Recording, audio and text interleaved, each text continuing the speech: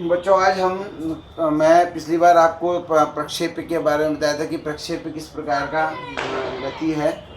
आज मैंने आपको बताया था कि प्रक्षेप में हम जो है किसी वस्तु को ऐसे फेंकते हैं, एक ज़मीन से किसी एंगल पर फेंकते हैं और वो वस्तु इस प्रकार से गति करते हुए हवा में जो है दूसरी तरफ गिरती है, और इसी को हमने प्रक्षेप की रेंज यहाँ से लेकर जहाँ से फेंका गया है और जहाँ पे गिरेगा इसी को रेंज कहेंगे। फर्स्ट टाइम जहाँ पर हिट करेगा वहीं पर हम रेंज लेते हैं। और अगर ये 36 से थीटा के कोण पर फेंकी गई है तो मैंने बताया था कि इस 36 से थीटा के कोण पर अगर हम किसी प्रक्षेपी को वेग देते हैं तो वास्तव में हमने उसको दो वेग एक साथ दे दिए हैं। एक तो यू कॉस थीटा का क्षैतिज दिशा में और एक यू साइन थीटा का हमने इसको प्रारंभ में ही ऊर्ध्वाधर दिशा में वेग दे दिया है। तो ये मैंने आपको प्रक्षेपी के बारे में बताया था। अब हम ये जानना चाहते हैं कि ये प्रक्षेपी जो है वो मैक्सिमम कितनी ऊंचाई तक जाएगा और कितनी दूर जाके गिरेगा। ठीक है, तो पहले कुछ चलिए हमें जो है प्रक्षेप की अधिकतम तो नहीं कह सकते इसको, प्रक्षेप की महत्तम वर्ड का इसमें यूज किया जाता है। प्रक्षेप की महत्तम ऊंचाई तथा परास। प्रक्षेप की महत्तम ऊंचाई तथा परास। मान लीजिए कि ये महत्तम ऊंचाई यहाँ पर गया। अगर मैं, क्योंकि ये एक्चुअल सीन है 0,0 से फेंका, तो यहाँ पर मान लिया, अच्छा इसके निर्देशांक की दृष्टि से हम कोऑर्डिनेट्स निकालना जानते हैं। अगर ये दूरी यहाँ से लेकर यहाँ तक r है तो इसके निर्देशांक बच्चों x कोऑर्डिनेट तो r हो जाएगा और y कोऑर्डिनेट 0 हो जाएगा, क्योंकि ये x अक्ष पर है। x अक्ष पर स्थित कोई भी बिंदु जो होता है उसका x कोऑर्डिनेट तो होता है, y कोऑर्डिनेट नहीं होता है। अब यहाँ पर आ जाए इस जगह पर, तो कोऑर्डिनेट्स निर्देशांकों की दृष्टि से यहाँ से लेकर बच्चों यहाँ तक अगर r है तो ये ठीक r/2 होगा, और ये अगर ऊंचाई h है तो इसका निर्देशांक जो है इस बिंदु का हो जाएगा r/2 x निर्देशांक पहले h। ये आपको निर्देशांक आपकी समझ में आते होंगे। ये तो मैंने पोजीशन के हिसाब से इसके निर्देशांक लिख दिए, लेकिन वेग के हिसाब से भी इसके हम निर्देशांक लिख सकते हैं।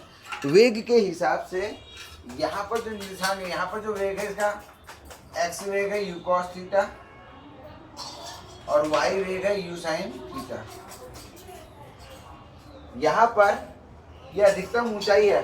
अधिकतम ऊंचाई हम किस जगह को कहते हैं, जहाँ पर ऊर्ध्वाधर वेग 0 हो जाता है। शुरू में ऊर्ध्वाधर वेग u sin थीटा था और क्षैतिज वेग u cos थीटा था, लेकिन जैसे जैसे ऊपर जाते जाएंगे ऊर्ध्वाधर वेग हो जाएगा यहाँ पर 0 और क्षैतिज वेग वही बना रहेगा। ये मैंने आपको बताया है कि जब भी कोई प्रक्षेप पे फेंका जाता है तो उसका क्षैतिज वेग पूरी यात्रा के दौरान वही बना रहता है। तो यहाँ पर वेग की दृष्टि से इसके जो कोऑर्डिनेट हो जाएंगे बच्चों, क्षैतिज वेग तो हो गया बच्चों u cos थीटा ही रहेगा और ऊर्ध्वाधर वेग जो है इसका 0 हो गया। यह वेग निर्देशांक, आप इसको, यह स्थिति निर्देशांक,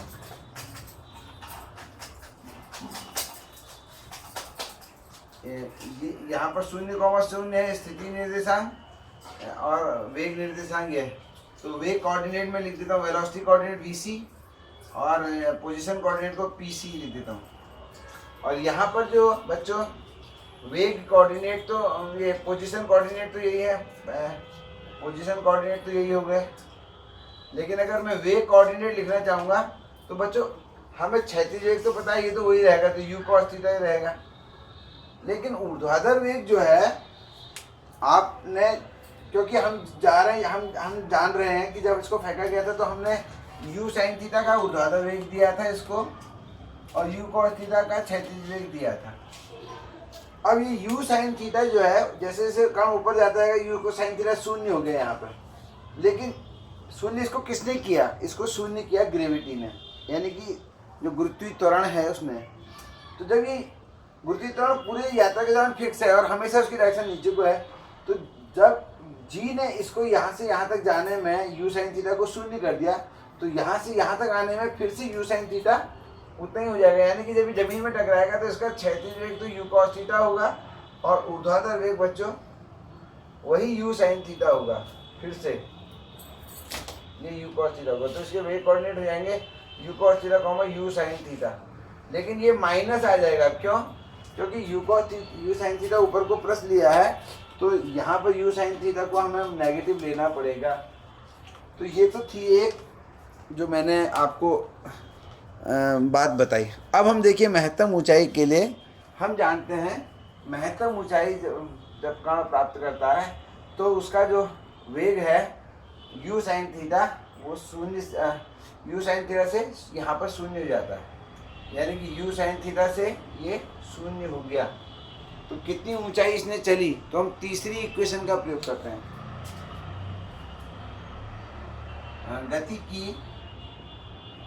गति के तृतीय समीकरण से ऊर्ध्वाधर दिशा में देख रहे हैं बच्चों, क्योंकि ऊर्ध्वाधर दिशा में,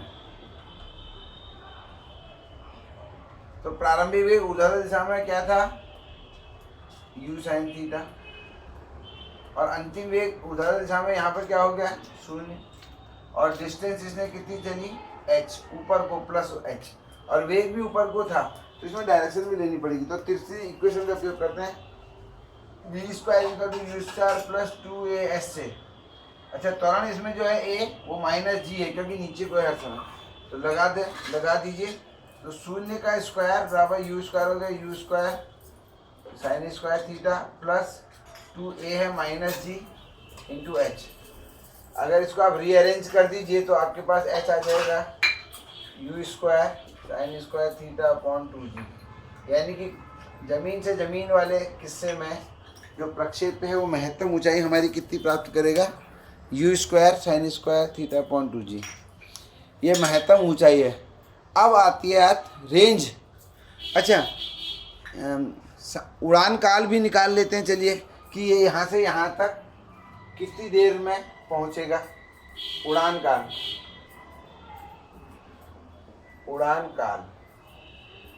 इसको उड्डयन काल भी कहते हैं, उड़ान काल। अब उड़ान काल के लिए देखिए क्या करते हैं। उड़ान काल के लिए तो ये हमारा था महत्तम ऊंचाई के लिए, तीसरे समीकरण का उपयोग किया। यहाँ से लेकर यहाँ तक की जो गति है उसको टारगेट हमने किया है, क्योंकि यहाँ पर इसका ऊर्ध्वाधर वेग प्रारंभिक यू साइन थीटा था और यहाँ पे शून्य हो गया, तो यू साइन थीटा शून्य, और इस दौरान इसने कितनी हाइट ऊपर को चली h, तो उसी का हमने यहाँ पर उपयोग किया।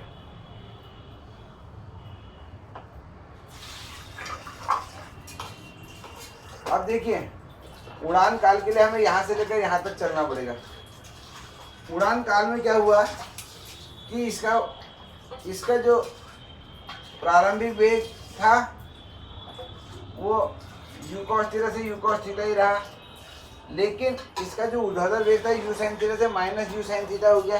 तो हम इसको नहीं लेंगे, हम यहाँ पे लेंगे कि इसका शुरू में जो पोजीशन थी 0,0 थी और लास्ट में जो पोजीशन थी r,0, यानी कि इसका y विस्थापन 0 से 0 हो गया, यानी कि y दिशा में इसका पूरे उड़ान काल में इसका y दिशा का विस्थापन 0 हो गया। तो इसी को हम लेते हैं। हम जानते हैं पूरी यात्रा में ऊर्ध्वाधर विस्थापन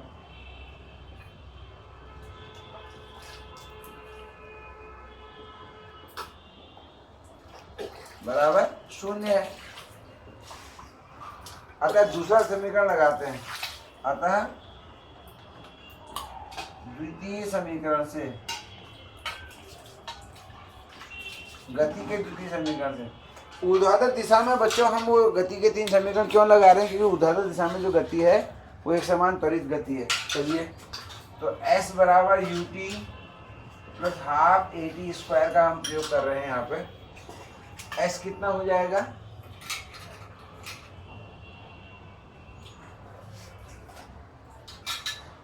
s तो 0 हो जाएगा क्योंकि ऊर्ध्वाधर दिशा में दूरी y पूरी यात्रा के दौरान ऊर्ध्वाधर दिशा में नीचे से ऊपर चला, फिर वापस नीचे ही पहुंच गया तो विस्थापन शून्य हो गया।